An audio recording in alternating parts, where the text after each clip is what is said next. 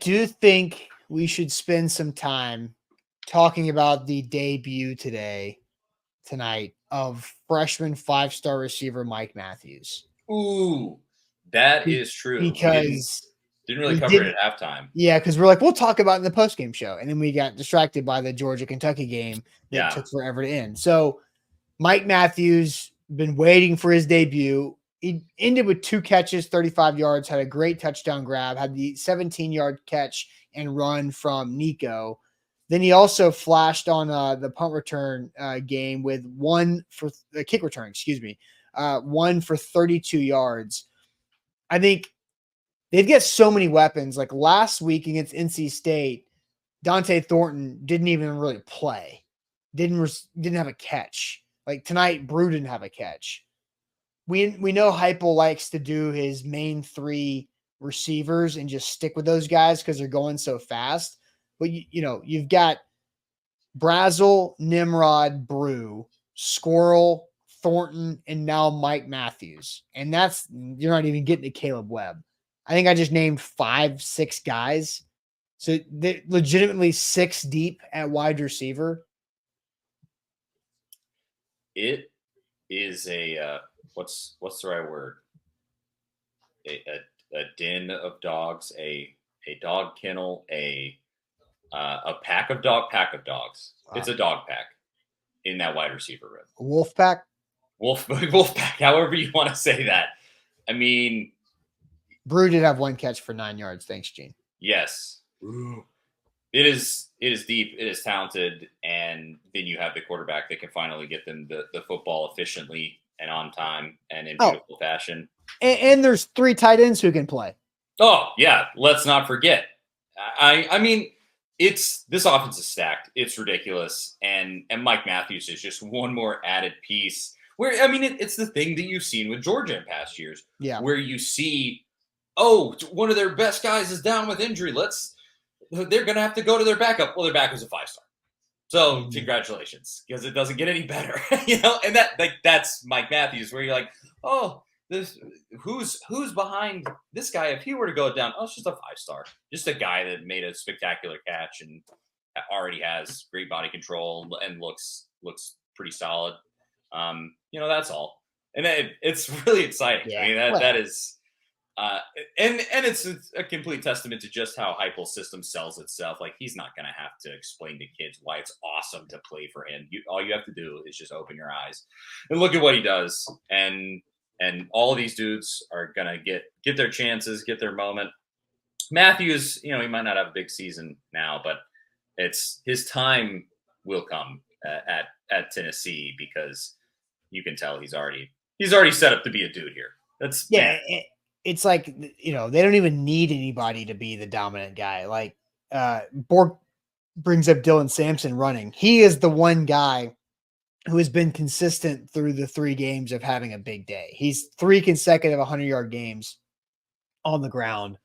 Watch out, because Dylan Samson already has, count them, 9 rushing touchdowns this year.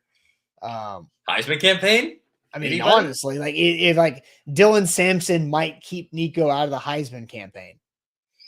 Hey, because it was very similar to what happened a couple of years ago with Hendon, is that there were so many Jabari Small, like 1-yard touchdown runs. And I think Jabari had 12 touchdowns that year. And, a lot of them were 1 yard out. Like it was a lot of those, who was the old tight end from the last 5 years? Big Jacob Warren. Yeah. Jacob Warren would always get tackled at the freaking 1 yard line.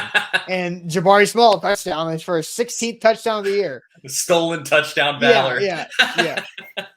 Always. Yeah. And so, but Dylan Samson's not only getting 1 yard touchdowns, like he had, one from 56, 34, and 22. So it's ridiculous. But 9 rushing touchdowns in the last 3 games for Dylan Samson. So it's Nico and Dylan Samson. Those are the 2 guys that are running the show. And then you can just rotate literally 9 other players. And I'm 6 wideouts and 3 tight ends. And then you have Deshaun Bishop. So I have 10 skill players surround Nico and Dylan Samson. And it's just What knight do you want? What card do you want to pick? You can go with Brew McCoy. I think here's the best thing about them is they're all different. Yes. Because what corners are you playing? Oh, undersized corners? Okay, here's 6'5" Dante Thornton to run by you. Oh, here's 240-pound Brew McCoy who's just going to stiff arm you into the dirt. Oh, you've got bigger corners that might not be as quick.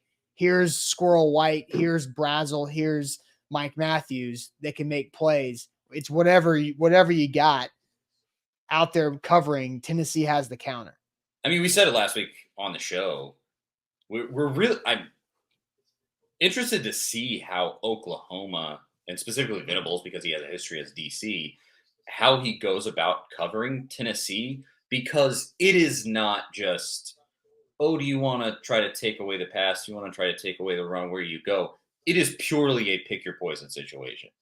It's not like, oh, you comprehensively stop Tennessee. It's either you stop the long ball and then they'll run for 250 on you, or it's stack the box and then they'll just bomb it over the top on you. Like those are your two options. That's all you have. And it's got to be terrible having the game plan for Josh Heupel, man. And especially this year, you might not have that over the top spectacular guy like Hyatt, but yeah, six receivers that you could roll out there, 3 tight ends that all seem to have skill sets that can be effective. And then, Dylan Samson, who might be building a Heisman campaign. Nothing big. Go ahead. Just try to stop it. And I don't know what you would do. Best of luck. Last running back to win the Heisman Trophy. Go. Derrick Henry. Okay. Yeah. Good. Nice. Was it? Because they had. I was thinking Alabama had another guy that was wide receiver. It was Devontae Smith. Devontae Smith. Yeah. Hey, shout out to Derrick Henry. R.I.P. to him as a Titan, not him as a person. Oh, hey, Charlie. Speaking of the Titans, because I got Titans game day show that I'm doing tomorrow for the home game versus the Jets. Yep. Guess what delivered this week? How about guess what delivered this week? Oh, you got the Levis cologne. Sweet Mayo cologne, baby. Why they couldn't deliver it the week before the Bears game? Right? Like that would be better marketing, is before you have a chance to ruin the first game of the season. Now the tagline should be, you can now stink just like Will Levis. It comes out strong, but fades very quickly. It's not a cologne for finishers. That's yeah. I will say closers need not apply. Billy Bob says, I bet that crap stinks. It actually doesn't. I was at the press conference in training camp right after it dropped, and he had a bottle, and he just started spraying it on media members, and it doesn't smell bad. It smells like citrusy cologne. Like, you don't smell any mayo. But it does. Like I did it. Like go back to my laundry hamper like the next morning, and I was like, "Oh my gosh, I can still smell the shirt that I wore." Like it stayed with me for that Levis stink. It doesn't wear off. No. Sticks with you. Yeah. All right. That's amazing.